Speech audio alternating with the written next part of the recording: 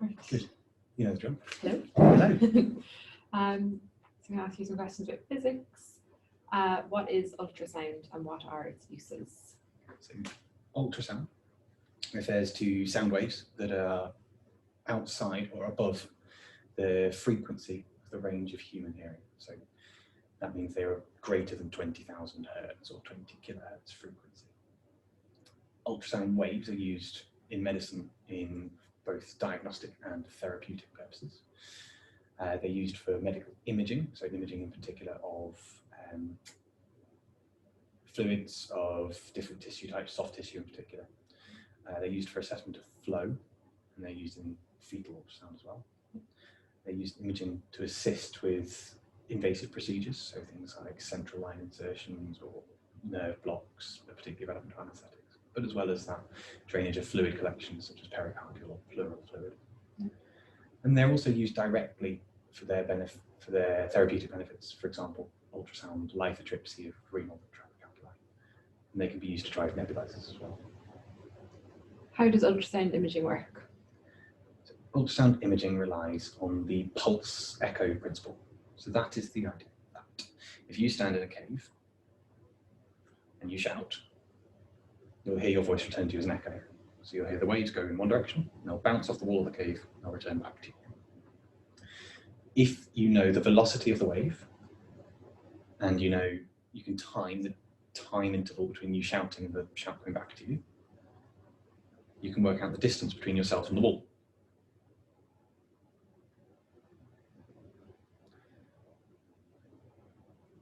Ultrasound relies on a similar principle.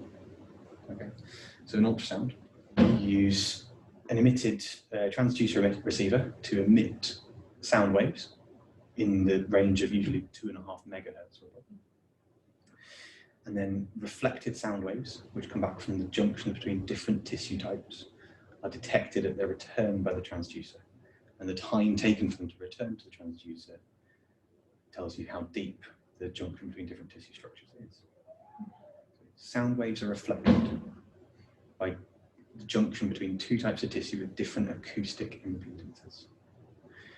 The acoustic impedance of a tissue describes essentially how well sound waves are transmitted through them. And if you have two neighbouring tissues with only slightly different acoustic impedances, the majority of sound waves will be transmitted through that tissue, so you can image deeper structures beyond it, with some sound waves being reflected back.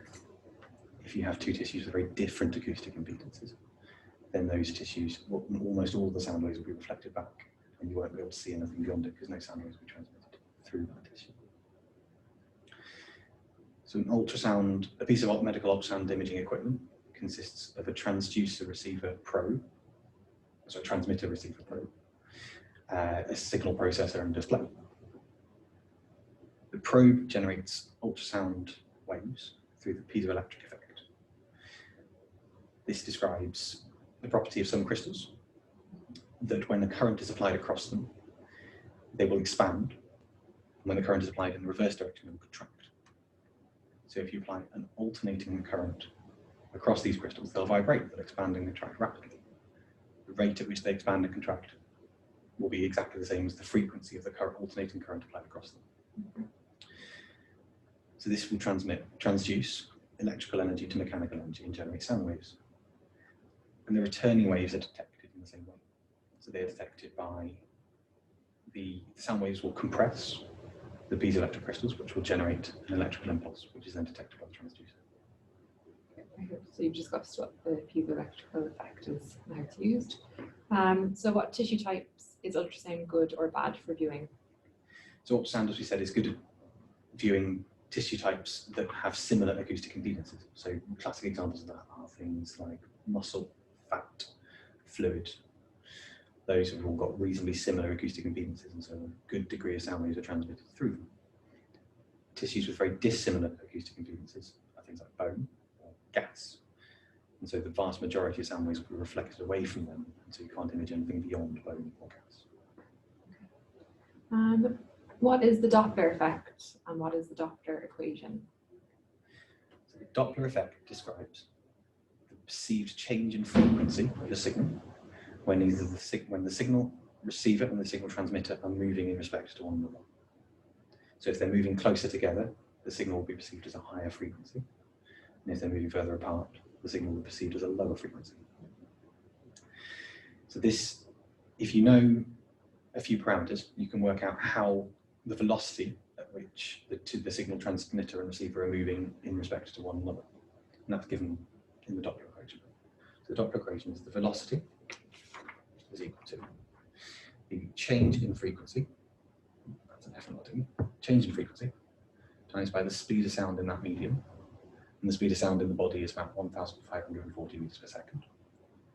And that's divided by 2 times the transmitted frequency. Now this is measured with the beam, the Doppler beam, in parallel to the vector of movement of the fluid or the transmitter. So if you have your detector beam at a different angle, you have to compensate for that. And so you add that in here. So that is 2 times, sorry, that is multiplied by the cosine of the angle of incidence. So in your example of, you have a column of fluid moving, your little red blood cells are moving in it, and that's what you're detecting the velocity of. And you're detecting the fluid movement direction is like this, but your angle of measurement is down from here. And so this is the angle of incidence. You're just measuring the cosine of that angle of incidence to compensate for that. How can transesophageal Doppler be used to estimate cardiac output? Transesophageal Doppler is a minimally invasive method of measuring and assessing cardiac output. It relies on a Doppler ultrasound probe that is inserted to the distal third of the esophagus, aiming for the area between T4 and T5. It is rotated and angled so that you get the maximal signal possible from the descending thoracic aorta.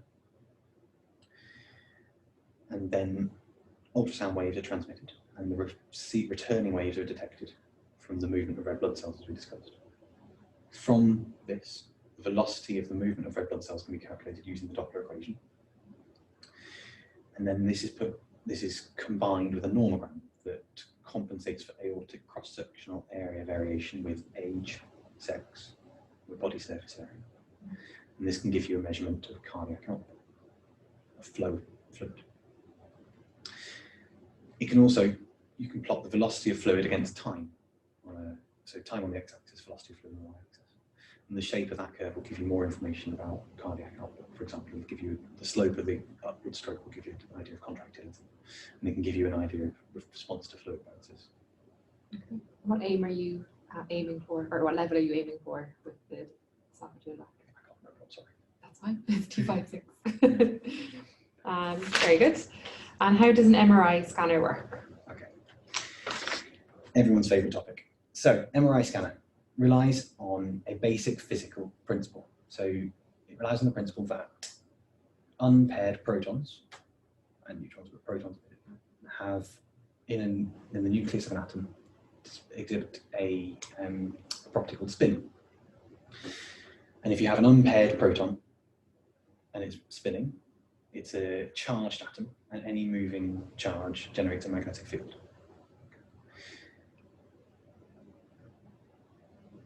In magnetic resonance imaging, a large magnetic field is used to align all of the protons in line with the magnetic field. So, an example of an atom that has an unpaired proton would be hydrogen. Hydrogen is a key component of water. It makes up 70% of the body. But different tissues have different concentrations of water, so different concentrations of hydrogen. The magnetic resonance imaging essentially detects the concentration of hydrogen atoms in different tissues and uses that to build a picture of the tissue structures within the body. So normally in your tissues, all of your hydrogen atoms have their magnetic fields aligning randomly all over the place. You then apply a magnetic field across them, and magnetic fields have a direction, don't they? Poles. So you apply a magnetic field across it. This strong magnetic field, if it is strong enough, will cause the protons to align with that magnetic field. And they can align in one or two directions. They can align either in parallel with the field, like this,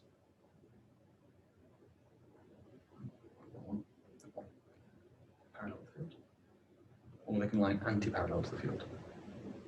Okay. The majority will align parallel with the field. Oops, lost my blue line. The majority will align parallel to the field.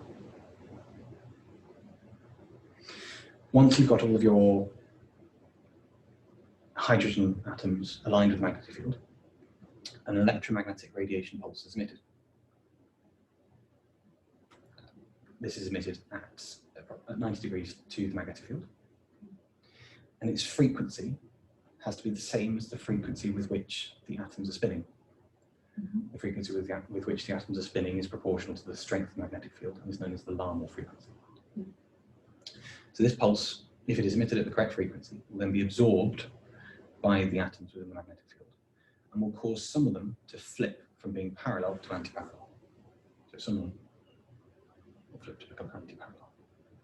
And this is a higher energy state. Once the magnetic pulse is switched off, these atoms that have moved to a higher energy state will decay back to the lower energy state, and in so doing will release a photon of energy. And that photon of energy is detected by the transmitter-receiver of the electromagnetic impulse and is used to build up an idea of the concentration of hydrogen atoms within different tissues. Multiple measurements are taken in the same way, sort of correctly as CT. And this is used to build up a two-dimensional image of the different densities of hydrogen atoms. Yeah. The time taken for the atoms to decay is also relevant and gives you your T1 and T2 weighting. Okay. What other components of scanners are used? So in order to generate a strong enough magnetic field to get all of these atoms to align, you have to use a magnetic field that is many multitudes, orders of magnitude stronger than the Earth's magnetic field. In order to do this, electromagnets are used. And in order to achieve a sufficiently strong electromagnetic field, you need high currents with low resistance. So superconductors are used. Superconductivity refers to the concept that the property of certain materials, that if they are cooled to a low enough temperature, they completely lose resistance to electrical current, and thus you minimize your resistive heat losses. Superconductors are maintained at their low temperature in MRI scanners by liquid nitrogen. Nitrogen or Is it helium? helium? Sorry, liquid helium, which maintains it at negative 250 degrees Celsius. Yeah. Thanks, Ellie. Perfect. What are the challenges posed when providing anesthesia in an MRI scanner? Anesthesia in an MRI scanner does provide particular challenges, and these can be classified into general challenges within a scanner and challenges specific to the magnetic resonance imaging scanner. So general challenges within a scanner. The scanners are typically in remote locations, and they are usually fairly unfamiliar environments to the anaesthetist. They're not purpose-built and set up. They're often cold, magnetic resonance scanners in particular, because again, we want to make sure that your heat is not so high as you increase electrical resistance. And the patients are often inaccessible. So they're often a long way away from you, and you can't easily access them during the scan. Specifically to the magnetic resonance imager, you have hazards that go with having such a strong magnet. So a lot of anaesthetic equipment is ferromagnetic, such as laryngoscopes and oxygen cylinders, and cannot be taken into a magnetic resonance imaging scanner. Similarly, patients may have implants that are also ferromagnetic and incompatible with the scanner. So classic examples being pacemakers or joint prostheses. Finally, monitoring is very challenging in a magnetic resonance scan. Not only do you need equipment that is compatible with the magnet and won't be ferromagnetically attracted to the scan, but you also need, there are very strong magnetic fields and induced currents by moving magnetic fields. And so the degree of electromagnetic interference can be significant and really interfere with the monitoring. Similarly, sampling lines may be very long, and so delays in side stream analyzers for CO2, for example, can be significant. Finally, the most common risk with magnetic resonance scanners is of burns to patients by the induction of currents. Classically, this is a very high risk in ECG electrodes, so especially ECG electrodes in Done. You've passed. You're primary by that. Hopefully the whole thing. We'll see. Grand. Okay. MRIs. A lot of detail. it's not my favourite. Yeah. Grand. Did you hear all that, Catherine, or was that coming and going? Yeah, no, I heard it. Good, okay, because the screen was flickering here periodically. No, that's great. Should we do some MTFs? Yeah. Ooh.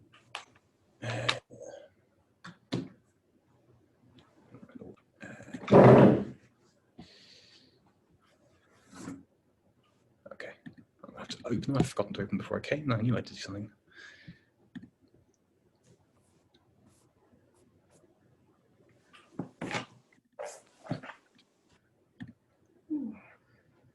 We could probably just talk through these rather than doing them as polls, can't we? Because there's not really enough people. And you've done your MCQ anyway, haven't you? But let's show them anyway if I can work out how to. There we go. Grand. Is that showing okay? Yeah. Awesome. So when managing an anaesthetised patient in an MRI scanner, ear protection is necessary for the patient. I reckon that's true or false? True. Yeah, the sounds are sort of greater than 120 decibels and so potentially damaging to hearing. So even if your patient is anaesthetised, and that was the kind of the thing here that is a potential trap, is that even if they're anaesthetised, you still need to make sure they have ear protection on. Spinning neutrons generate a magnetic field. False. Yeah, false. That's protons, isn't it? Liquid helium is I would have fallen for that one. Yeah, you know, that's true. Hypothermia is a risk. True. Absolutely, True. yeah, they're quite cold environments and it's difficult to maintain heat in patients. You've got to remember to put blankets on them, but you can't really use anything else to do that. Fluid warmers and active forced air warmers are all not going to work in an MRI scanner. Spare oxygen cylinders should be readily available. You can't take it into the room. Yeah, exactly. That's kind of what you're getting at, isn't what this is getting at, isn't it? Is you can't take them in. So if you should have piped wall oxygen supply and a compatible sort of Schrader valve connector for that, but you can't take cylinders in. So you haven't really got a readily available backup oxygen supply. So you need your ambu bag so you can ventilate in room air, and then you just need to get the patient out of the scanner, really. So those are the ones I think were true. Some questions on the Doppler effect. Describes the change in, oh well, minus that, sorry, the perceived amplitude of sound waves with relevant movement of the transmitter or receiver. Is it the frequency you're looking for? Not Yeah, frequency, not amplitude. So this is just getting at properties of a wave. And so defining frequency, amplitude and wavelength are just the sort of things that they will swap around in MCQ questions. But yeah, well spotted. Doppler effect can be used in the treatment of renal tract calculi. True. I don't think it can. I think ultrasound waves can, but I don't think the Doppler effect can, because the Doppler effect is the same as ultrasound. So the Doppler effect is the change in wavelength with movement of transmitter or receiver. So ultrasound can, but Doppler can't. Just don't get those mixed up. Velocity is inversely proportional to the change in frequency. So that is the Doppler equation, isn't it? So let me see. It's directly proportional. Directly proportional, yes. Change in frequency times by the speed of sound divided by the transmitted frequency times the cosine of the angular distance, yes. So it's directly proportional, so that's false. Directly proportional to the speed of sound transmission? True. That's true. And is used to measure cardiac output by reflection of sound waves from plasma? False. Why? That's perfect, yeah. Good, you spotted all the traps. Well done. Yeah, so that's the only one I thought was true. Then ultrasound has diagnostic and therapeutic applications. True. I think that's true, doesn't it? Imaging works on the pulse echo principle. Don't know, actually. Yes. Yeah, I think that's true. I think that's the standing in a cave, hearing your voice come back to you idea. So that's the pulse echo principle. Ultrasound waves typically have a frequency in the range of 10 to 20 kilohertz. False. False. What is the range? 2 megahertz. Yeah, 2 to 4 megahertz, really. 10 to 20 megahertz, kilohertz is definitely false. Why? Because that's within the range of human hearing. Yes. So I think it's 2 hertz or 20 hertz up to 20 kilohertz is human hearing. So this is within human hearing, so it's definitely not ultrasound. Yeah. And they love slipping in kilo mega differences just to trick you up with the numbers looking. the distance is equal to the velocity of the transmitted wave multiplied by the time taken for the reflected wave to return. Is it divided by the time taken for the reflection? Yeah. Return? So And the other key thing there is, going back to the picture I drew earlier, it's 2 times the distance. Because in order for your sound wave to come back from the wall, you're working out how far away the wall is, right? yeah. And in order to work how far the wall away is, you're waiting for your sound wave to travel to the wall And then and back from it. Yeah. So it's 2 times the distance is equal to the velocity divided by the time. Yeah. So that's wrong on a couple of counts. And the piezoelectric effect is used to detect reflected sound waves. True. That is true. So it's the same thing in reverse. Yeah. Brilliant. Good stuff. That's everything. That's all I have. Great. Great. Cheers, guys.